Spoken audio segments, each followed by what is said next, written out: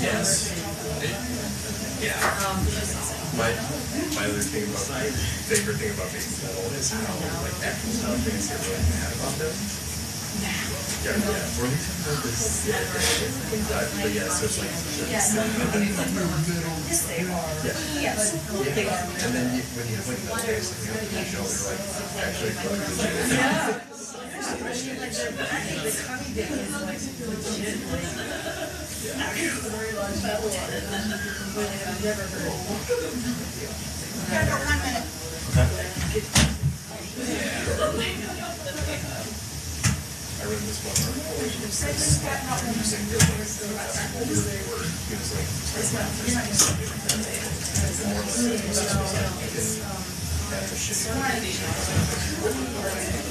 was just having so much that like what you're gonna say like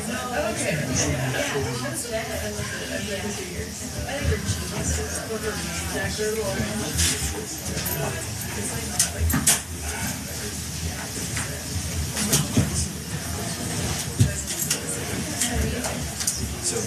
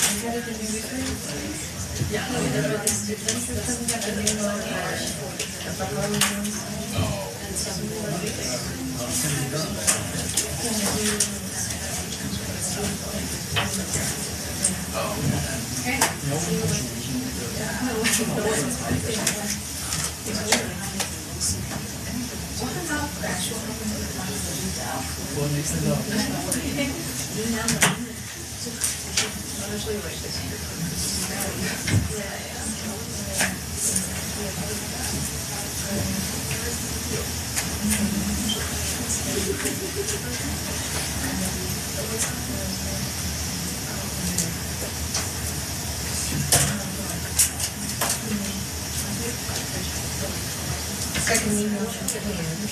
Well, so I haven't had a chance to write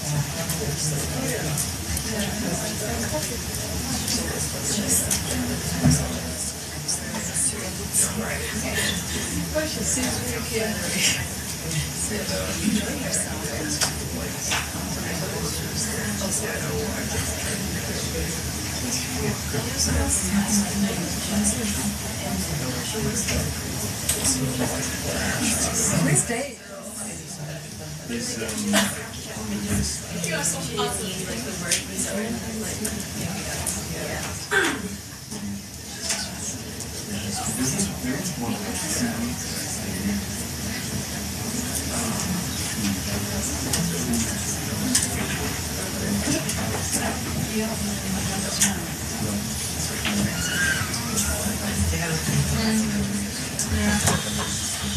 Hello, everybody. Happy Friday to you. Just a quick topper on Haiti elections. The United States looks forward to transparent, credible, and peaceful elections in Haiti on the 20th of this month. Only through elected leadership can the country make full strides in strengthening its democratic institutions and addressing the many issues in need of urgent attention. We recognize the commendable effort that the government of Haiti and the Provisional Electoral Council undertook to organize elections despite the challenges that Hurricane Matthew left in its wake. We urge all Haitian actors to ensure that the election is peaceful and fair, to allow citizens to cast a vote for their future and for that of the country. Matt. Thanks. Do I even have to ask the question, or can you anticipate it and give me the answer? I can confirm that members of the President-elect's transition team, the team that will be working here at the State Department, have arrived today. They're here. All of them. I don't know. I don't know that. I know several are here. Okay. I don't have an exact number, and I couldn't tell you whether that would be a complete team. As I said yesterday, sometimes you'll see an initial batch and then additionals come later. I just don't know what their plans are. Do you know what they, who they have met with from the? I don't know. They've only honestly, as far as I know, only been in the building for about an hour or so. So I don't know who, if anyone, that they've met with. Obviously, we staff from Councilor Kinney's office have been responsible for ushering them in, but I suspect at least some of the time has been spent in the logistics of getting into the building and that kind of thing. But I just don't know. That would mean, and forgive me for being, this is getting really into the weeds, I know, but does that mean like getting a badge? Getting a badge, getting a pass, that kind of thing. I mean, but I honestly don't know what's transpired over the last hour. I just know that they've only recently arrived. Okay. So no indication of where they're going to begin? Like, is there any kind of, has Councillor Kenny come up with a plan on kind of how this is all going to work? It's really up to them, Leslie, how they're going to manage their time here at the State Department and how they're going to manage the information flow that they require. It's not it's not really up to us to do that. Councilor Kinney's been responsible for making sure that the spaces were available, that they had a place to work, and that everything was in order. And today mainly just focused on getting them into the building and getting them getting their physical access to their office spaces facilitated. But as far as their agenda and what they want to focus on, what meetings they want to have, what briefings they want, what material they need, that will all be determined by them, and I wouldn't speak to that. I was going to say, and would you speak for them, or they would speak for themselves to members of the press? I don't know. I won't be speaking for the transition team. So that's one. Number two, in terms of whether and how they communicate with members of the media, that's really, again, for them to decide, and I wouldn't know the answer to that. Okay. John, I want to ask you about the vetting process. Is that something that is exclusively the domain?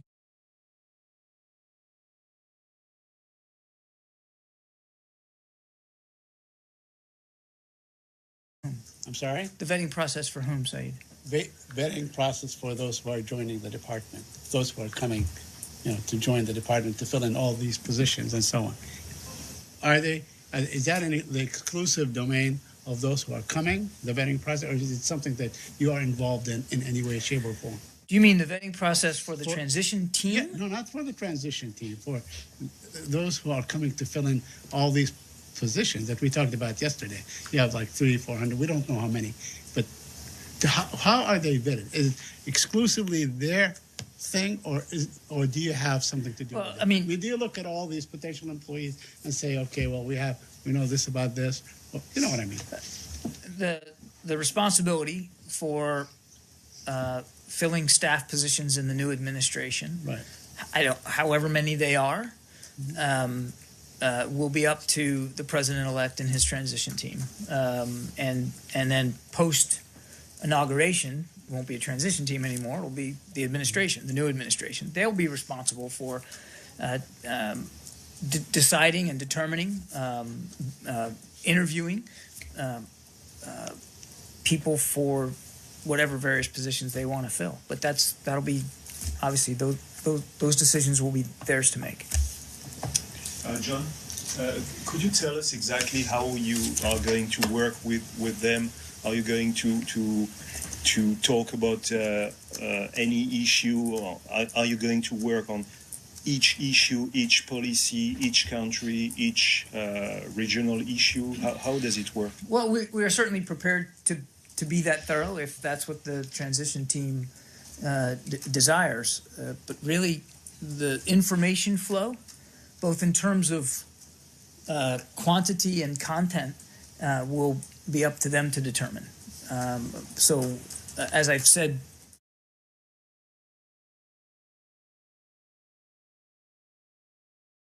whatever context and information, whatever briefing materials, whether they're in paper form or in meetings that they require. I mean, we really want to serve them and to serve their needs. So we are ready to go.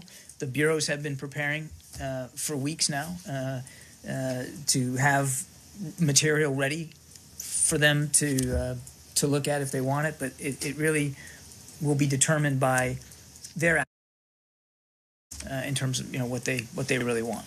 So on one specific issue on the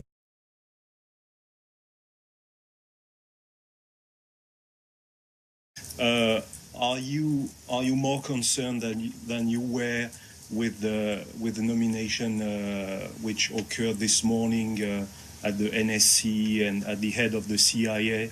Are you worried about the possibility that the incoming administration would change its policy regarding the nuclear deal?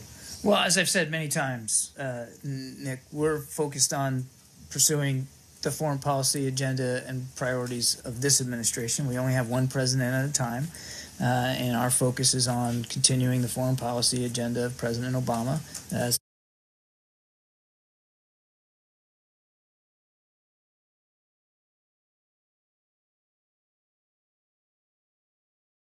Himself and the criticality of the Iran deal and the security that it provides not just to the region but to the world. So we're going to stay committed to that. I cannot speak for the foreign policy agenda or priorities of the incoming administration. That is for them to speak to and only them to speak to, as well as to. You're asking me who the gentleman was that greeted them at the door? Yeah, who greeted them at the door? I don't know. I can try to find out. I think it was probably somebody on Councilor Kenny's staff, but. Yeah.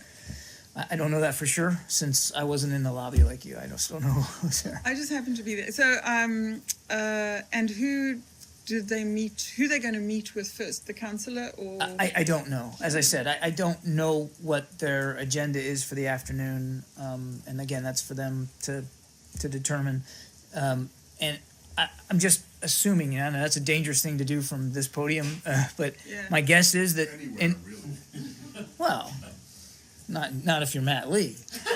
I think in general, I mean, it's only been an hour or so, so I suspect that the initial time that they've spent here is just really, getting security passes and badges and getting familiar with the office space and that kind of thing. But I just don't know. And when is the secretary expected back? And do you expect them, obviously, to meet with him, right? The secretary will be back in town this evening. He's already wheels up from Lima and heading back. So he'll be back early this evening. I do not know what plans, what his schedule looks like in terms of meeting with the transition team. And I want to stress again that we are driven, and he has made it clear that he wants us all driven to making them feel welcome and meeting their needs. And so I will not be from this podium making it a habit to read out what they're doing and who they're meeting with. That's really not for us to speak to.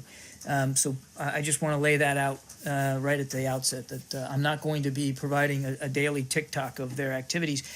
More critically, their agenda, their time is really for them to fill the way they deem fit.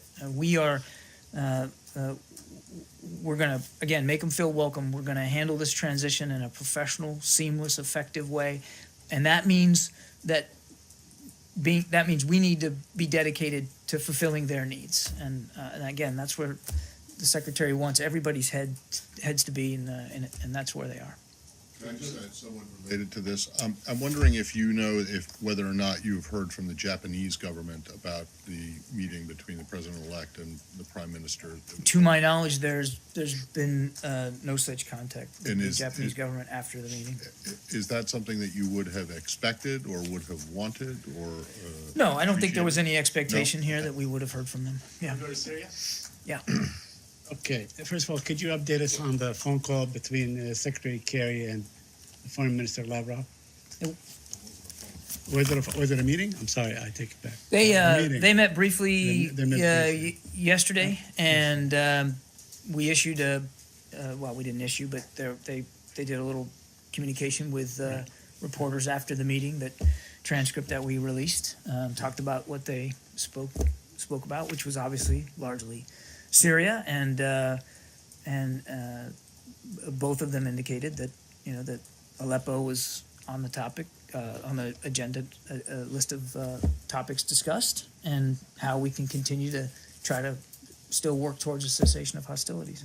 Let me follow up on the issue of the hospitals. A spokesman for the Russian Ministry of Defense said that these hospitals, to quote him, were only in your imagination. Do you have a response to that? He said 3 days later, we don't know where these hospitals are. We don't know what their location is and so on. Yeah, look, I've seen the comments, and they don't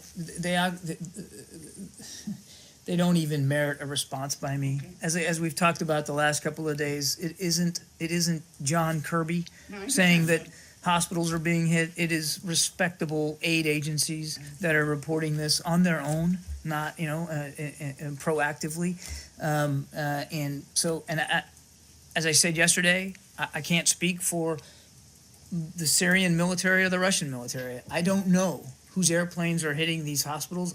What I can say is we've got credible claims from legitimate, well-established agencies that are reporting this, and they are hospitals, and they are patients, people that are trying to get well or in fact being bombed, and frankly, it doesn't really matter whose airplane is dropping the bomb. It's either the Syrians or the Russians or both. The fact is, it's got to stop. It needs to stop, and that in addition to this violence against, again, healthcare facilities, mind you.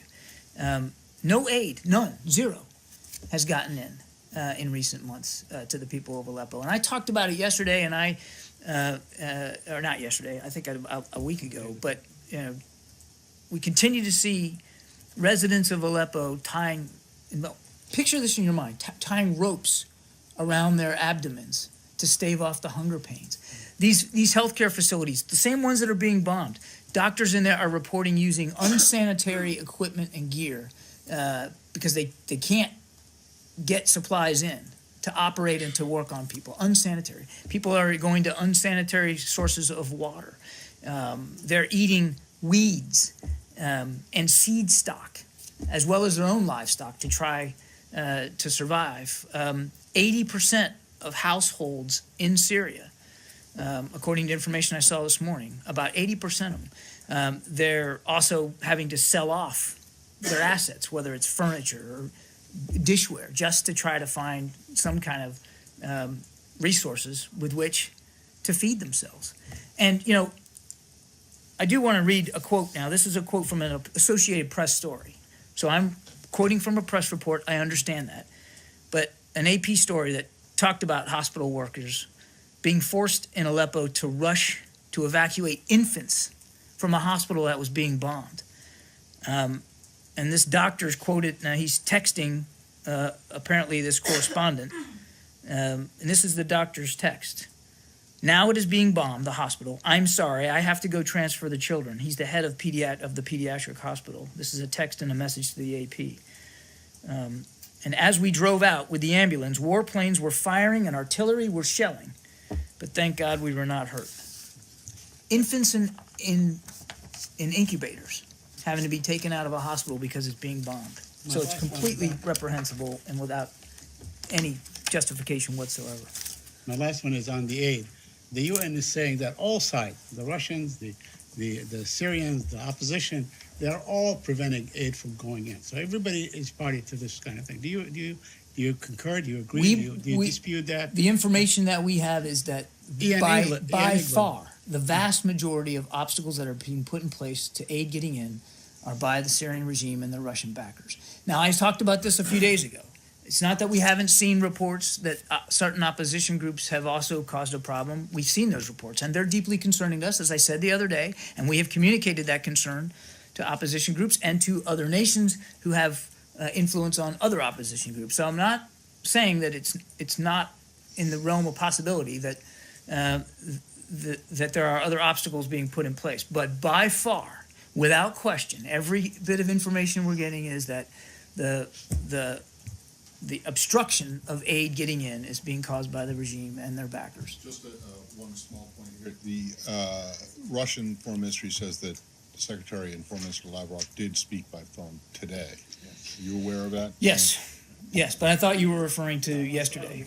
So yeah, they did have a brief conversation today. So after meeting in person yesterday, what would, is there anything new after this phone call? I don't have a full readout of the conversation with the foreign minister. It apparently happened pretty recently.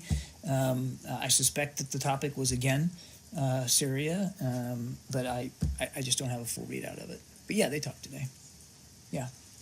Turkey's main opposition party, the CHP, has announced that it's so opposed to Erdogan's proposed constitutional amendment that would establish a presidential system that the CHP will begin a series of rallies against it. And of course, the second largest opposition party, the pro-Kurdish HDP, whose leadership Erdogan has imprisoned, opposes it too. What is your view of this proposed change in Turkey to a presidential system? Do you see it as anti-democratic? I seen reports on this as well. I'm not going to speculate at this point, and this is really a matter for Turkish officials to speak to. It's a matter for them to clarify and discuss. I just don't have enough information right now to speculate one way or the other. About the constitutional amendment that Erdogan is... That's right. I don't have enough information on it to speculate at this point. This is an issue for Turkish officials to speak to. Do you see that any inconsistency between your readiness to talk about Haitian elections and not really talking about what's going on internally in Turkey? No. No. I mean, look, I'm not trying to be glib, but there's a big difference for me welcoming Haitian elections, which have been long delayed and obviously were set back by a hurricane, than it is to get me to speculate on some proposed constitutional amendments in Turkey that I don't have full visibility on and information on. And so I'm just, it's one is an election that we know we have a date on the calendar. The second issue is a completely different one. It's a proposed amendment to the Constitution that, as you rightly noted, has only just today been announced and spoken to. I just don't have enough information to speculate. That doesn't mean that Turkey's democracy doesn't still matter to us, or we've said that time and time again, or that we want to see Turkey's democratic institutions survive and thrive and succeed. All of that is the same. But I'm just not in a position right now to speculate. I remember that Deputy Secretary Blinken did emphasize the importance of the rule of law in Turkey and spoke against some of the measures that the Turkish government had taken. 36,000 imprisoned people now, 100,000 people having lost their jobs. And for some of us analysts and journalists, it seems that there is a relationship between this proposed amendment and the human rights abuses that we're seeing in Turkey now. Again, I think I've gone about as far as I can on this today. Okay? A few questions on conflicting statements coming from Iraq. Masoud Barzani, the president of Iraq's Kurdistan region, says that he has an agreement with the U.S. and the Iraqi government that Kurdish forces would not withdraw from the lands that they reclaimed from ISIL before the beginning of the Mosul operation. U.S. ambassador to Iraq says he is confident that they will withdraw. Iraqi officials say the Peshmerga will have to leave. Earlier this week, Ambassador Silliman had a meeting with Masoud Barzani, and you now have these really conflicting statements coming out. Did they or did they not have the agreement that Masoud Barzani is talking about? So we've talked about this a couple of times this week. I don't have anything further to add than what we've said before about this, both in terms of the ambassador's visit and the comments by President Barzani. The only thing I would add, and I know I said this before, but is that the Mosul campaign is an Iraqi-led campaign. It has been Iraqi planned, and it is being executed by Iraqi forces. Yes, the coalition is supporting, obviously, with train, advise, assist, and with air power, but it is an Iraqi campaign, and the order of battle, to use a military term, and the organization and the way it's going to be prosecuted, those are Iraqi decisions. And so I'm going to defer to the Iraqi government to speak to that. Do you know if at the meeting, they spoke English? Could this be something that was lost in translation? I do not know. I honestly don't know the answer to that. But I don't want to, by saying I don't know, doesn't mean that I'm agreeing with the premise that there was some sort of translation issues here. We can check to see if there were translation facilities provided in the meeting. But again, we've already spoken to the ambassador's visit. We've spoken to the meeting itself, and I would just stress again that this is an Iraqi-led campaign, and therefore these have to be Iraqi decisions. And related to that, I have one more. So I would like to quote Barzani. He sounds really adamant about it. So he said, these areas were liberated by the blood of 11,500 martyrs and wounded from the Peshmerga. It is not possible, after all these sacrifices, to return them to direct federal control. And I want to ask, does it even matter for the U.S. whether there is an agreement with the Iraqi Kurds? And a related question, can the coalition afford to ignore the Iraqi Kurds' plans and ambitions? What matters to us is that Mosul gets liberated, Daesh gets kicked out. What matters to us is that that campaign is under the chain of command of the Iraqi government in Baghdad, under Prime Minister Abadi. What matters to us is that Prime Minister Abadi and the Iraqi government make the final decisions about not only how they're going to execute this campaign, but how their forces are going to be organized. And we know that Baghdad and Erbil have been in close communication in the months leading up to Mosul, and certainly as it's now being prosecuted, and we would encourage that dialogue to continue. But these are decisions that they have to make and they have to speak to. For the United States, our role, our part, is in supporting Prime Minister Abadi's efforts. We do that militarily, primarily through training, advising, and assisting Iraqi security forces, and we have done that, and we'll continue to do that, because there's going to be more work to be done when Mosul falls. And of course, we've been supporting not just the United States, but certainly we've been a leader in terms of the air support that is provided to Iraqi security forces on the ground. So that's where our focus is. I understood. Among the things that you said, what matters to us, there was no agreement with the Iraqi Kurds. Does that matter to the U.S. to have such an agreement? An agreement? To be in agreement with the Iraqi Kurds on this specific issue, because they seem really adamant about this. Well, again, I've already spoken to the ambassador's visit. I've already spoken to these comments here. What matters to us is, again, that this campaign is led by Iraqi security forces, that it's all under Prime Minister Abadi's chain of command. That's what matters most to us. There is no doubt that the Peshmerga have been and continue to fight bravely against Daesh. No question. As have the Iraqi security forces in the south. And what matters, we believe, not just to us, but to the entire coalition, including Iraqi leaders, is that Daesh get defeated, that Daesh gets thrown out of Mosul. And that campaign is progressing. And, we don't talk about it much, and, I don't like getting into battlefield updates, but we're hearing that it's still progressing, that they're making progress. And so that's what we're going to be focused on. Okay? Follow up? Yeah. Yeah. Is the implication of what you're saying that if Baghdad and Erbil reach an agreement that would change the boundaries between the Kurdistan region and the rest of Iraq from what they were before, if that's an agreement reached between Baghdad and Erbil, that would be acceptable to you? I'm not going to hypothesize or speculate about boundary changes here. I'm not going to go there. What we have seen is Baghdad and Erbil communicate and have dialogue about what's going on, particularly there in Mosul. We want to see that dialogue continue, and we want the issues between them to be worked out between them. Our role, the United States, in leading this coalition is to support them from the air and to make sure that we continue to train, advise, and assist Iraqi security forces as they press the fight against Daesh. You know that President-elect Trump is very positive about the Kurds.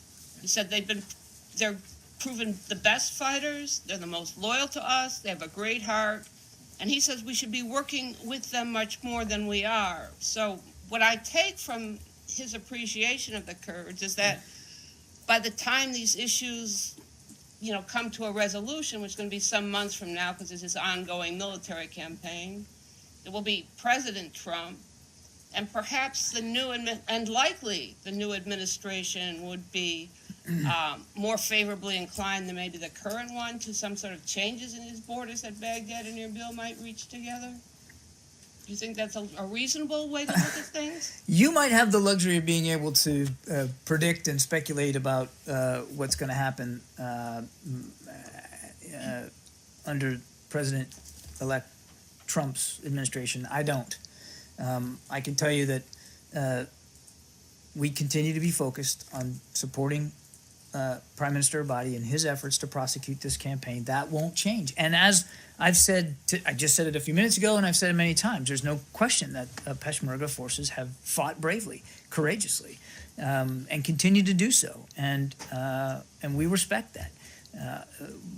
Likewise, Iraqi security forces have also fought bravely and effectively and continue to do so. As I think, articulated many times, the focus is we want to defeat Daesh. The whole coalition is designed to defeat Daesh. And to the degree that everybody's efforts are aligned with that and focused on that, we'll have success, and we'll have it. It'll come faster and it'll be more sustainable. And so that's, again, where U.S. leadership is really aimed at. Okay? Huh? Sure. Do you have a readout about the meeting between the Secretary and the Taiwanese representative, Jim Song? I do not. Yep. South Asia? Thank you, sir. Two questions. One, India has now new ambassador, Mr. Navtej Singh Sarna in Washington, and he was in the building presenting his whatever the required papers to the State Department before presenting his credentials to the President. He comes at a time when we will have here new government and new president in Washington. Of course, President-elect Donald Trump. Mr. Sarna has been known for the last over almost 20 years in Washington at the embassy for press spokesman and also spokesperson for the government of India in Delhi.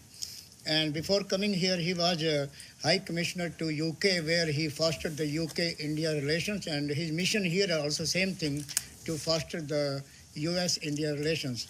My question is here, how do we deal here with the new ambassador, with the new president, with new government in Washington? So, because Mr. Trump has been saying that under his administration, India-US relations will be greater than ever we have seen. I can appreciate everybody's interest in speculating about what the new administration will do foreign policy-wise. I cannot speak to that, Goyle. I just don't know. All I can tell you is that we greatly value and respect the relationship we have with India today, and the one that we have worked very, very hard at improving and strengthening. And we're going to stay completely focused on that for the remainder of this administration. We welcome the new ambassador. And we look forward to working closely with him as he settles into his new duties. But I can tell you that nothing's going to change for the remainder of Secretary Kerry's tenure about the very keen focus that we're going to continue to place on our bilateral relationship with India.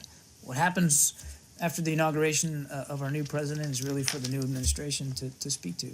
But there's no question that India remains and will remain a key partner in that part of the world, and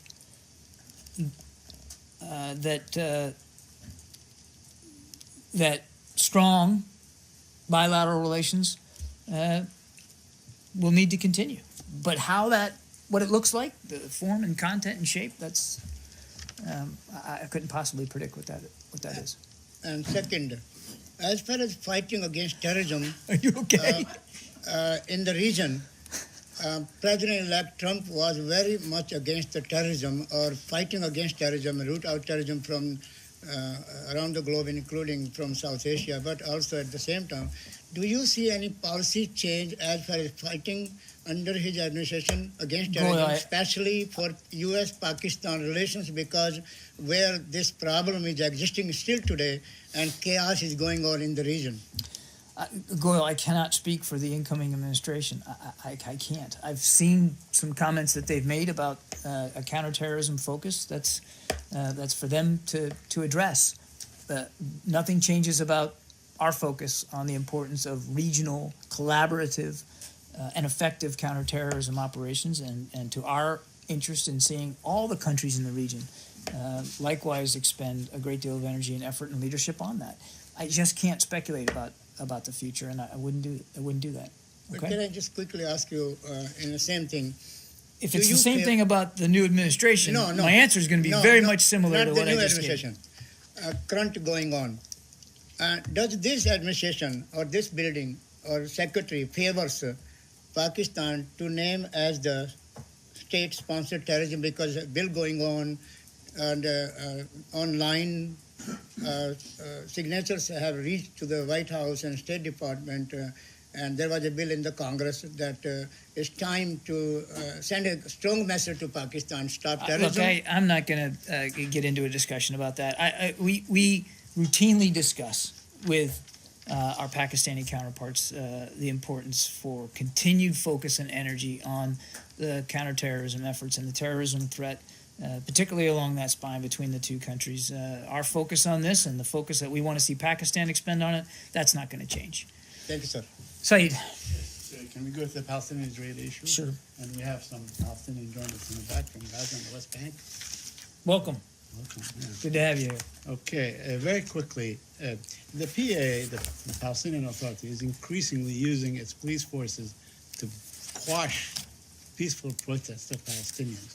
And in fact, they conduct raids and so on into Palestinian camps, into Palestinian neighborhoods. Are you concerned that this, a force that you have trained and financed and so on, is conducting itself in this fashion?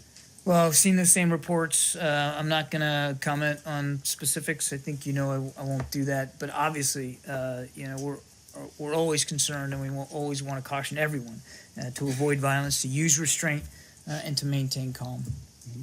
Because I think there is a feeling there's some sort of a vacuum in the next couple of months and so on. And as the gap gets wider between the government, A vacuum in the next couple of months. No, a vacuum in terms of direct American influence, possibly. In the peace process, which lets those in control. Because there's 2 months left in the administration. Because you're busy. I mean, I'm not saying that. One of the things that we're busy on is continuing to focus on this issue. The issue. peace process is off the radar screen for the time being. Would you agree? No, I would not agree with that. Look, I mean, the Secretary continues to spend a lot of energy and effort on this, and so does the President. I mean, nobody's taking the foot off the gas here because there's 2 months left in the administration, particularly on this issue. So I would absolutely refute the notion that there's some sort of vacuum here or lack of attention being paid to it. Well, wait a second. You saying that you still think in 2 months that you can put together I didn't say peace that. process and I didn't say that, but I did. But I achieve didn't. a result? I didn't say that. What I said was we're not gonna stop focusing on this. We're not gonna. Yeah, but there's not every gonna be a administration, vacuum you here. realize at some point has to realize that time has I run think out. everybody It was realizes- literally the day after the election in 2008 when a bunch of us flew with Secretary Rice to the Middle East to, basically for her to announce that the Annapolis process wasn't going to result in anything. It sounds as though... I think everybody realizes that. First of all, we're mindful of the calendar Right. and the clock. Everybody realizes the challenges with respect to the time left here, but that doesn't mean that the Secretary is not going to continue to stay focused on this. Well, then let me ask you this: that some Israeli officials are granting settlers protected population status. It was, the Attorney General and the Justice Minister Shakid are examining 3 possible solutions to legalize settlements in the West Bank, including defining settlers as local population like the Palestinians, and that would allow them to expropriate Palestinian land. Have you seen the report? And can you We've comment seen on the that? reports, and again, Saeed, our policy and view on settlements has not changed. It remains absolutely the same. But we have seen in this past week alone, an acceleration of these measures that are designed to, to sort of embolden the settlement processes and so on. In fact, there was an editorial today in the Washington Post that speaks about this and so on. So I know you've given a strong statement at the beginning of the week on settlement, but that is not really deterring the Israelis, is it? It's not what? It's not deterring them, is it? Well, I can't speak to Israeli decisions here, but again, let me reiterate that our policy on settlements is absolutely clear and it's consistent. We believe they're corrosive to the cause of peace, and that legislation such as what we talked about earlier in the week and other decisions to advance settlements, they are endangering prospects for a two-state solution. Absolutely. Okay? Or last. I think he's done. No one else? I just wanted to ask you very briefly about this vote yesterday in the UN on the third committee. The vote on the resolution opposing Nazism, neo-Nazism. You don't have anything? I don't know, no, Matt. Let me take that question let for me you. ask it, and then you can maybe take the question. Yeah, no, You guys were one of 3 countries to vote against this. And I realized why you did it from the explanation of vote that was read by your representative, Yeah. to saying that it infringes on freedom of speech and freedom of expression, and you think that it was being used by the Russians who proposed it to interfere politically in other countries. But at the end of the explanation of vote, it said that the United States is going to oppose this, as it has done in years past, and we urge other states also to oppose it. Well, only 3 countries opposed it: you, Ukraine, and Palau. So I'm wondering, one, was this just an epic failure on the part of on your behalf to get anyone else to agree to vote no? And 2, you obviously felt strongly about it because you voted no instead of abstaining. And most of your European allies, NATO members, members of the EU, abstained. And I'm just wondering, why was it that you felt so strongly that you voted no, along with only 2 other countries, instead of abstaining like most of your allies? All right, well, let me get back to you on that. Thank you. Thanks, everybody. Have a good weekend.